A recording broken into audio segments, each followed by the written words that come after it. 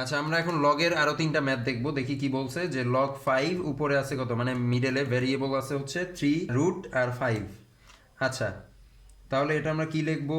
Log নিচে আছে 5। যারা সূচকের ম্যাথ করছি তারা জানি যে এটার মান কত হবে। এটা কিন্তু দেখলেই আমরা বুঝে যাই যে এখানে হবে 5 আর উপরে কত 1/3, মানে এই যে রুট তার উপরে 3, এটার মান কত 1/3। আর এই যে আমাদের ভিতরে 5টা বসে গেল, 5-এর উপরে পাওয়ার কি 1/3। এখন আমরা কি জানি, এখন আমাদের এখানে পাওয়ার চলে আসছে, বেজ আছে, মিডল আছে ভ্যারিয়েবল। পাওয়ারটা কি সামনে চলে যায়, আর ভ্যারিয়েবল আর বেজ মিলে গেলে কি এই পুরোটার মান হয়ে যাবে কি 1। এই পুরোটার মান হয়ে গেল 1। আর এই যে আমাদের পাওয়ারটা, এই পাওয়ারটা কি সামনে চলে আসছে 1/3। তাহলে 1/3 ইন্টু 1 কত হবে? 1/3 আমাদের অ্যান্সার।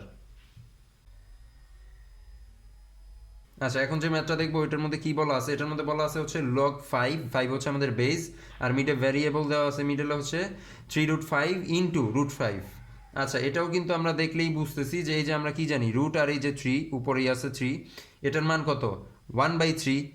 আর এখানে এই যে রুটটা, এই রুটটার মান কত হাফ। তাহলে এই দোনোটা মান কি 5-এর উপরে কি পাওয়ার হিসেবে চলে আসবে।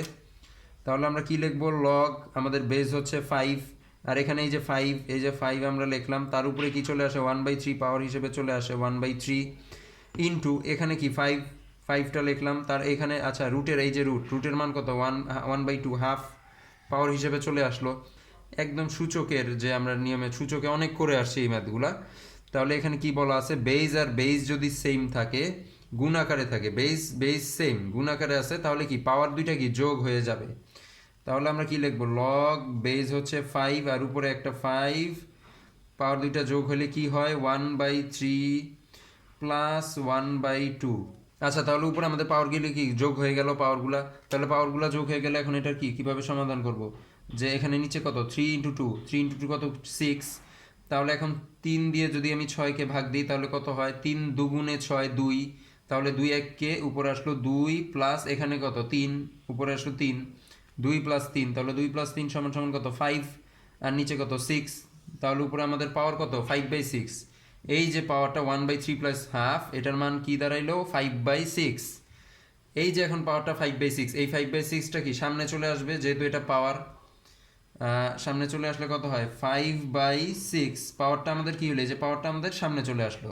আর এই পাশে কি রইলো? এই পাশে রইলো হচ্ছে,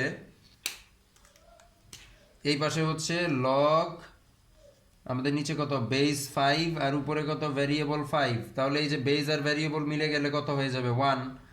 তাহলে 5/6 ইন্টু কি 1 ইজ ইকুয়াল টু কত 5/6। 5/6 আমাদের অ্যান্সার।